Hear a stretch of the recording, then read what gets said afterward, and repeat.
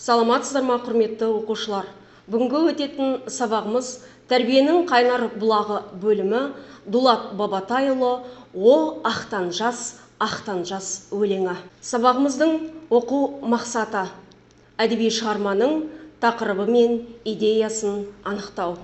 Қымбатты оқушылар, Зарзаман ақындары шоғырының аса көрнекті өкілі Дулат Бабатайұлының өмірі мен шығармашылық жолы туралы танысайық.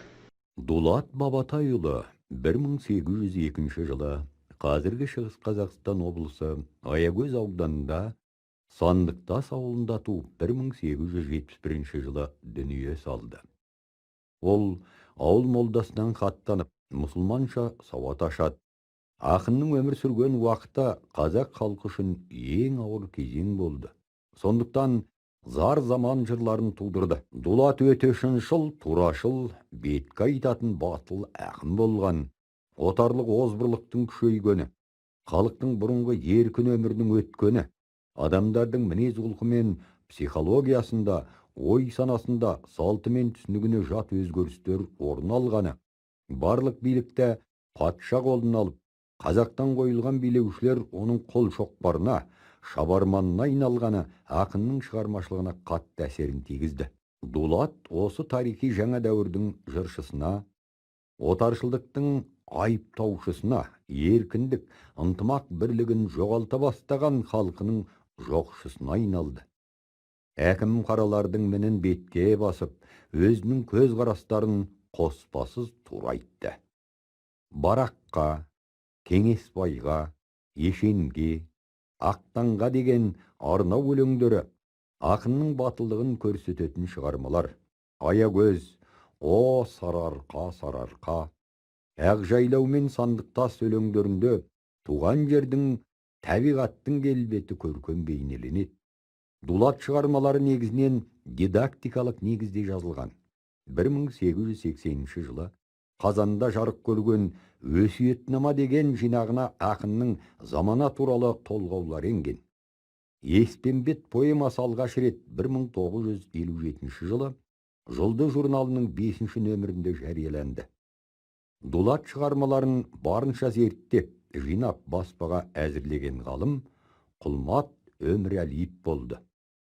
Ақынның жеке жыр жинағы «Замана саз» деген атпен 1991 жылы жарық көрді.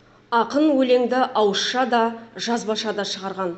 Сол уақыттың ахуалын қаз қалпында білдірген күрескер ақын. Бұхар, Ақтамберді жырауларды ұстаз тұтқан ойшыл. Қазақ поэзиясын мазмұн тақырып жағынан байытқан. Мұхтар Әуезовтің Абай жолы еңбегіндегі барлас ақынның прототипі осы Дулат Бабатайұлы. Құрметті оқушы, ең алдымен толғау деп аталатын әдеби терминнің ұғымына назар аударайық. Толғау дегеніміз өмір туралы, қоғам, адам тіршілігі, жақсылық, жамандық, тағы басқа тақырыптарда ақыл өсиет, насихаттық тұрғыда ой қозғайтын әдеби жанр. Толғаудың негізі дидактикалық сарын. Толғау ауызша дамып, біздің заманымызға ауызша жетті. Дулат Бабатайұлының «О ақтан жас» деп аталатын арнау өлеңін тыңдайық. О ақтан жас, енді жетер мекенсің, жетімдіктің белінен асып өтер мекенсің, жарық сәуле көре алмай, ел шаңына ере алмай, сол бойы кетер мекенсің. Жапанға біткен жапырақ жамылсаң тоңар мекенсің, жазғы шыққан бүлдірген сұғынсаң тояр мекенсің. Күрек тісін қасқайтып, сұлу сүйер мекенсің, бадана көз тоғыз тор сауыт киер мекенсің. Білтеліне тұтатып, түтінін үзбей оқ атып, жауға ашырар мекенсің. Тұлпар атты жаратып, құйрық жалын таратып, бежінерді ерлетіп, жорыққа жортып терлетіп, сырты қырлы жүз алмас, салғандағы жоғалмас, сапасынар мекенсің. Босағасын борлатқан, керегесін торлатқан, тегерші манаттан, жібектен ызып баутаққан үйге кірер мекенсің. Тең құрбыңмен теңеліп, шаруа жиып кенеліп, бала сүйіп, мал жиып, керсеніңе бал құйып өмірді сүрер мекенсің, жетімдіктен өтерсің, шаң бермей әлі кетерсің, қажыма ақтан қажыма, жетерсің әлі, жетерсің. Оқушылар, осы өлеңдегі мағынасы түсініксіз сөздерді есте сақтап қалайық, сөз сандыққа назар аударайық. Білтелі, мылтықты оталдыратын ширатылған жіп, сапы, қарудың түрі, жібектен ызып, жібек матамен көмкерілген деген ұғымды білдіреді.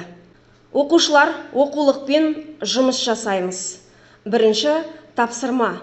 Өлеңді мұқият оқып, шығарманың тақырыбы мен идеясын табыңыздар.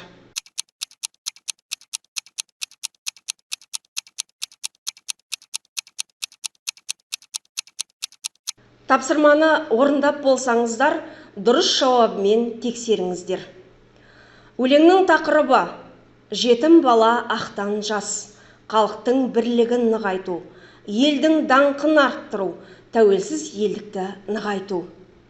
Өлеңнің идеясы: ақтан батырды үлгі ете отырып, тұлпар мініп, ту ұстап, ел тәуелсіздігі үшін аттануға жастарды үндейді. Екінші тапсырма. Тұжырымдамалық кесте.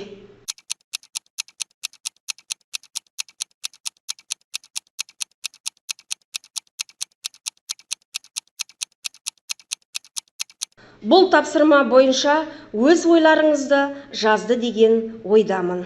Құрметті оқушылар, сабағымызды 5 жолды өлең әдісімен қорытындылаймыз. Зат есім кім деген сұраққа жауап беретін бір сөз жазыңыздар. Сын есім қандай деген сұраққа жауап беретін 2 сөз жазыңыздар. Етістік не істеді деген сұраққа жауап беретін 3 сөз жазыңыздар. Қорытынды ой 4 сөзден тұратын сөйлем жазыңыздар. Зат есімге жуық мәндес 1 сөз жазыңыздар.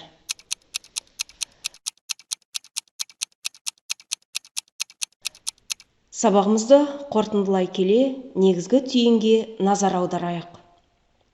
Зарзаман 19 ғасырда өмір сүрген Шортанбай ақынның заман қалын айтқан бір өлеңінің аты болып табылады. Шортанбайдың өлеңі ілгері соңғы ақындардың барлық күй сарынын бір араға тостырғандай жиынды өлең болғандықтан, бүкіл бір дәуірде бір сарынмен өлең айтқан ақындардың барлығына Зарзаман ақындары деген ат қойылған болатын. Қазақтың тамаша ақтаңгері Зарзаман ақыны халқымыздың ой санасынан алыстай түсіп, тарих қойнауына сіңіп кеткен жыраулық поэзияның өкілі Дулат Бабатайұлының мол мұрасы осы күнге дейін жетіп, халқымыздың рухани байлығына айналып отыруы бүгінгі ұрпақ үшін зор бақыт. Оқушылар, осымен сабағымыз аяқталды. Сау болыңыздар.